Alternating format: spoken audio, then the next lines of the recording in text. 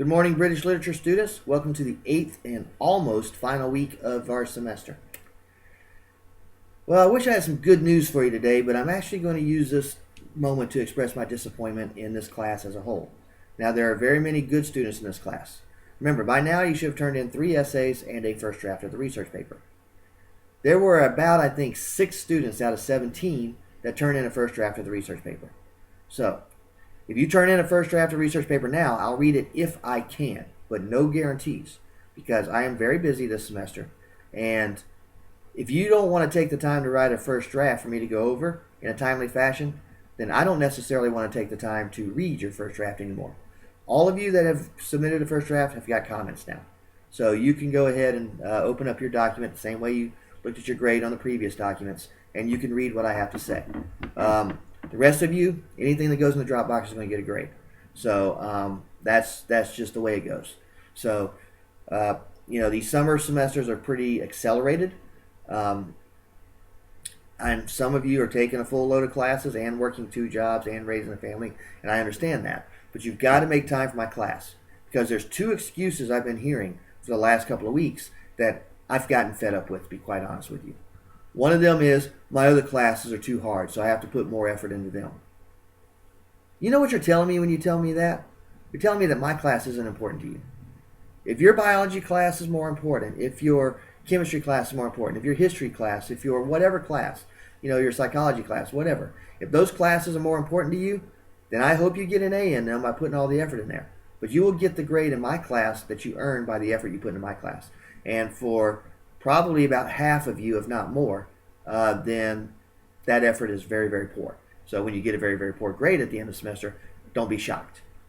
You get out of every class what you put into it, not just the ones that are difficult, but mine as well. The other excuse I've been hearing that I've been getting a little fed up with is, well, we're going out of town this week and we've known this for a couple of months. To which my response to that is, if you've known you're going out of town for the last couple of months, why didn't you work ahead? Or, why didn't you at least try to write more than 1 essay in the first 8 weeks? I'm not buying this whole we've had this plan for months thing as an excuse for not doing your work, because if you've known it for months, then you should have worked ahead, or you should have done what you had to do to stay caught up, at least to that point, so that if you do turn in an essay maybe a week or so late, then that's fine, because that's only a week or so late. That's not several weeks late.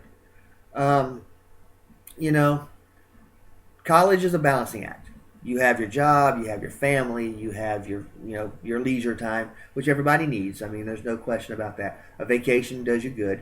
I'm caught up on everything except grading maybe 4 or 5 essays in this class, and I went to Indianapolis a couple weeks ago. And I was fairly caught up whenever I went there to begin with, and then I got caught up when I got back. Maybe I made a mistake by making this a self-paced class, because there are several students, probably half, if not more, that have only turned in 1 essay all semester. I could probably count on my hand the number of people that have actually turned in all 3 essays and a first draft. For those of you that have stayed caught up, I give kudos to you. I thank you for making my life easier. But if you think, not those of you that have been doing all your work, but if you've only turned in 1 essay or no essays, and you think I'm going to give up an entire week or a weekend of my life giving you detailed comments on why you got your grades, no. I'm going to read your essay, I'm going to stick a grade on it, and that's that. That'll be the end of it.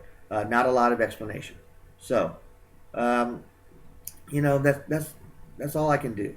I can't really force you to do your work, but I can't pass you if you don't do your work. And all you've got left, most of you, is one more novel, or actually not most of you. All you've got left, a handful of you, is one more reading and then the final draft on the research paper. And not surprisingly, those that turn in first drafts of research papers were the ones that are also doing better on the other essays. So take a look at my comments on the research paper. Take the time to address that. Get that last book read, or if you're one of the ones that are behind, then do the best you can, and I'll do the best I can when I finally receive your late work. So that's all I got to say this week. I'm sorry that I had to take such a hostile tone this video, but I've been pushed this far at this point, and I need to let you know that my life doesn't revolve around your schedule. You have, I wrote my schedule for this class at the beginning of the semester. My life doesn't revolve around how hard your other classes are. You still have to make time for my class as well, and that's about all I have to say on the matter. So get to work, get these books read. I gave you 4 of the greatest works of English literature and history. They all happen to fall within about 100 years of each other, but that's okay. And I'll see you in next week's video.